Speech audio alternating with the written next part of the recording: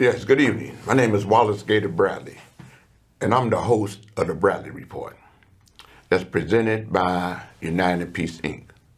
I'm also the president of United Peace Inc. The program that being presented tonight is produced by none other than the chairman of United Peace Inc., and that's Terry Marsh Bradley. There's a lot of things that's been happening in the news and in the conversations, whether you at a bar, you somewhere smoking a cigar, or you getting a manicure, a pedicure, or the women just getting your hair done. And that is the migrant situation that's happening in the city of Chicago. It's happening, I can't really say across the country because there's 52 states, but the emphasis are being put on 10 states whose governors happen to be Democrats, and 3 of the main cities, one in California, New York, and Chicago. In Chicago, as you've probably seen on the news, Mayor Brandon Johnson and the alderman of the 29th Ward, Telefero, I believe it is, listened to the concerns of the residents in that community. There was a park that was going to be closed to the various programs that was happening in that community for the children, for the seniors, pretty much for that community. Another woman by the name of Attorney Deidre Bowman. You've seen her on my show. She's the young lady that's running for a judge at the 7th Sub-Circuit. She's also an attorney, and she heard the concerns of the people. And she put in a TRO. Fast forward. The mayor took heed to what the people in that community were saying, and they made a righteous decision not to let that field house become a place for the migrants. And at the same time, the mayor and people within the community, the various churches in that community, have provided some shelter for some of the migrants. But the fact that the mayor heard the people's concern, and the fact that a lot of the churches are hearing the mayor's concern, and they all coming together in the name of humanity. Because everyone now are realizing, there's a lot of people that once were screaming about it now realizing that, hey, look, you can't ask for compassion if you're not given compassion. It's not happening at that park. The resources that they were going to bring into that park, field house, they still going to bring no resources to that field house to help the community. I want to say hooray, hooray to Mayor Brandon Johnson, to 29th Ward Telefero, to the people in that community. They came together and listened to one another instead of shouting over one another. And they end up getting a righteous result that became a verifiable solution to help a community. And the question was asked at the press conference, what do y'all think about what's happening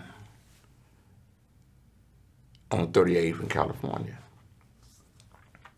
One of the young ladies, I believe her name was Linda, said, you know, the issues may appear to be the same, but they not. Every community has a different, what can I say, a different issue. At the park district or the park in that area, they didn't have an issue with tainted soil. On 38th Street, there's an issue where the soil or the property or whatever it was contaminated with mercury and everything else. The mayor had those that know about construction. They come in and they cover over surfaces before they lay down concrete or blacktop to make it where the area no longer become contaminated. So the mayor was moving forward with his plan for the 2,000 migrants so they don't get caught in how cold Chicago can be, not by heart, but by weather. And so far, God been blessing them. It hasn't been a snowstorm. They got a little cold for a couple of days, get a little wet. But then the governor came in and he has a concern, and he has a right to have a concern. So he put a pause on that until he get a straight EPA analysis. I guess that's the Environmental Protection Agency. So that's put on hold. He had to stop the presses, stop building the tents,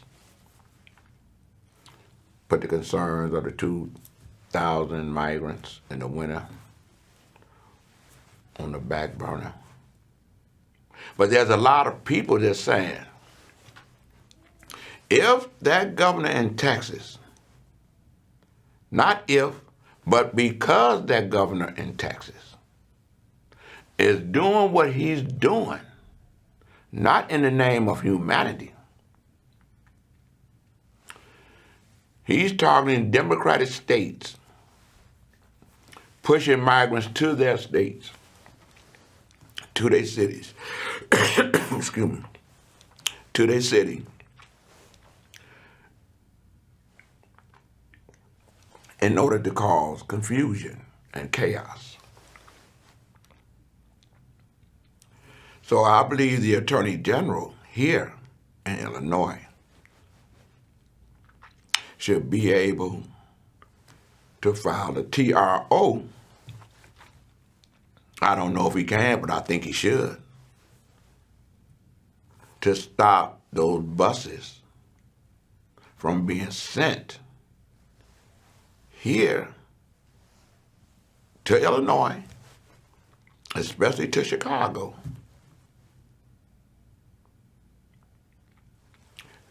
When people are trying to make things right for the migrants that's coming to the city of Chicago.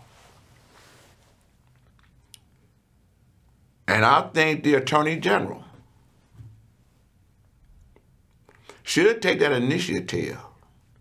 And I also feel that the elected officials should ask their Attorney General to look into that, especially if they're concerned about the betterment for the people within the state of Illinois, especially Chicago, who elected them to represent them and to make sure that resources come to their constituents, and at the same time try to help a situation that they didn't create.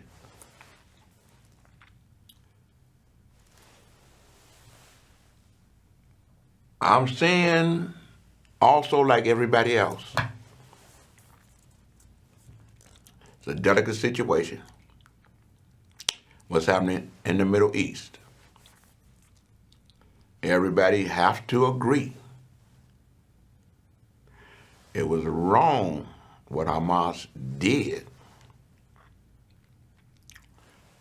to the Israeli citizens, the Jewish community, because that group Hamas, where everyone is saying is terrorists, has only one mission in life, and that is to destroy Israel.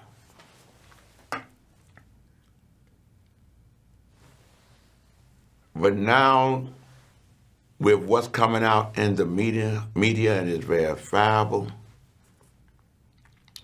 people are now understanding the fact that Palestinians is not Hamas, or Hamas is not the Palestinians. There is an organization. And they realizing that what's happening in Gaza is making it where Prime Minister Netanyahu seem as if he wants this war to continue in order to keep him in office.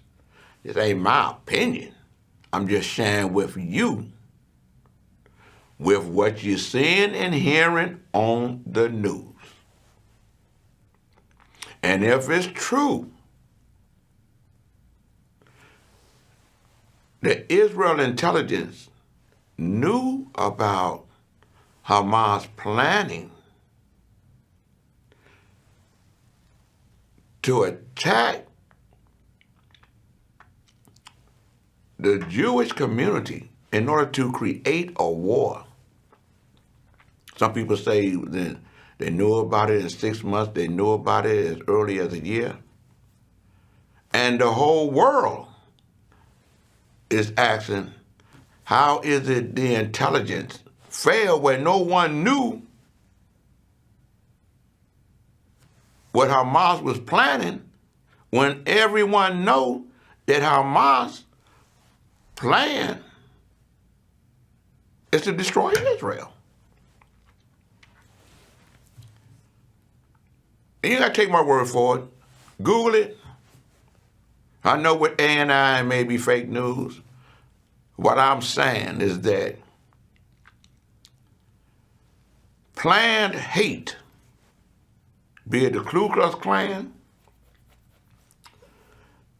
be it the Proud Boys, be it the Trumptonians, or even Trump, that use the hate to attack our capital, to help cause confusion, which everyone is saying now was a coup to take this country, and he's saying if he get back in, he's going to do far worse. And then this country allow him to get elected, and when he tell you what he's going to do, because he didn't finish doing what he thought he had done, he made sure he had 3 people elected to the Supreme Court. And he had plans to get rid of women's rights. He had plans to get rid of affirmative action. Got plans to get rid of people having the right to vote, especially African Americans. He's talking about pardoning everybody that was involved with the January 6th piece. But he put 3 people on the Supreme Court.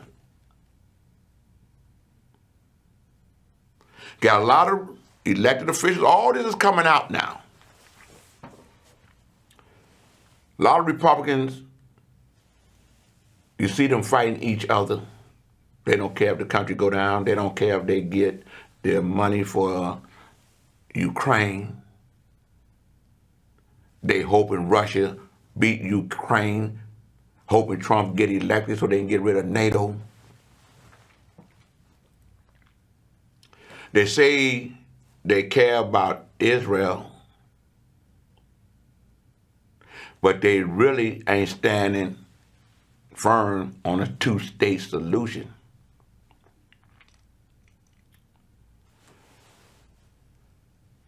And just like Netanyahu, the people over in Israel are mad at him. They was mad at him before Hamas did what they did October the 7th, because he was trying to get rid of the Supreme Court. We saw it on the news. The only side that I have in this, and the way that I feel, in my opinion, is this: I believe in peace.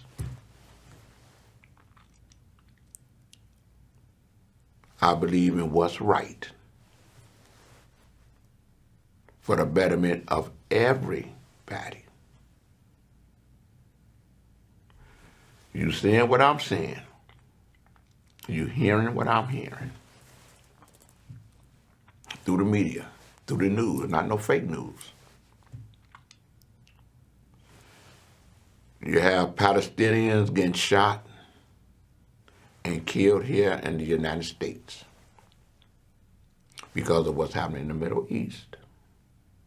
You having Jewish communities or Jewish people getting shot and hurt here in the United States because of what's happening over in the Middle East. So that hate has transcended from over to the Middle East to our country.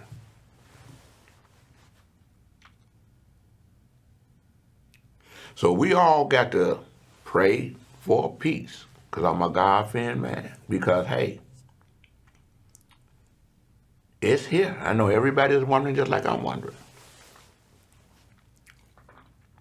You have a white guy, I don't believe he's Jewish, yet he shot 3 Palestinian students. You hear what I'm saying? You have the pro-right that's anti-Semitic. They don't like Palestinians neither. They don't like African Americans, they don't like Muslims. But they're about feeding in to creating chaos because of a crisis in order to bring America down, as if it's the Civil War all over again.